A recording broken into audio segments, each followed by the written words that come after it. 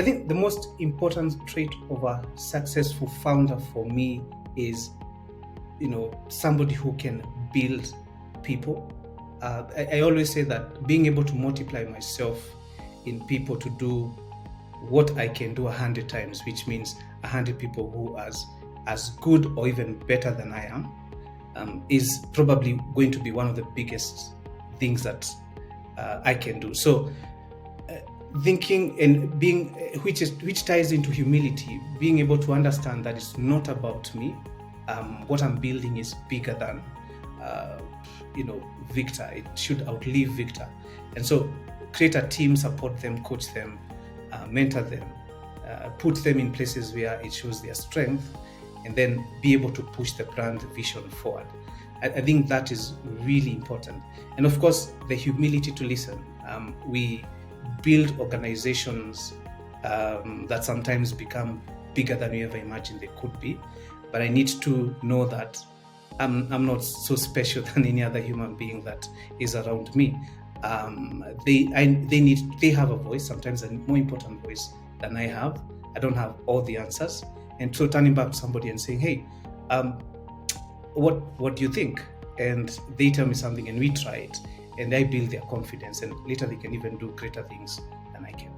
What additional advice would you have for founders that are early in their startup journey? The first sort of advice that I would give, and it's what I started with, is I made a commitment together with my co-founders to sell to the first 200 customers that we onboarded at Duhqa. And the lessons that we learned were invaluable. And so one of the things that every founder should do is really understand who their customer is, and also understand who their customer is not. So by going through that process, I was able to understand, this is my niche, this is not my niche, and this is what I'm going to do to build for my niche. So when we were employing then a person, we would be able to guide them and tell them, hey, we like what you're doing, try this, that it's a tested approach, see how it goes, and then we let them thrive. So the first one is to, of course, learn and not assume that they know. And every time we ask ourselves is, what could we be missing? So that's the first one. The second one is in regards to, of course, building. And when I use the word building, but it's a big word because, of course, you're building an organization. Corporate governance is important. Advisory board and a board that tells you, hey, Victor, you could be missing the point here. Have you reconsidered this? And even when they trust your opinion that you're bringing to the table, a group of people around you that can hold you accountable is very important. It puts in checks and balances that are key.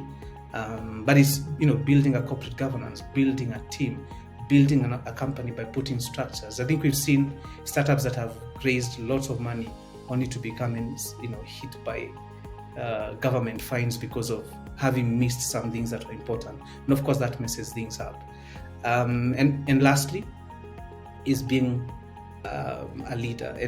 And leadership for me has never been about telling people what to do, has always been about nurturing people to bring their potential. I come from a school of thought where I think that every person that works for us and with us is a person that has something to bring to the table. If I've given somebody a chance to drive the Duhqa dream, then I need to empower them. And if I empower people, say 100 people who can do what I do, will take the company further than I can do alone.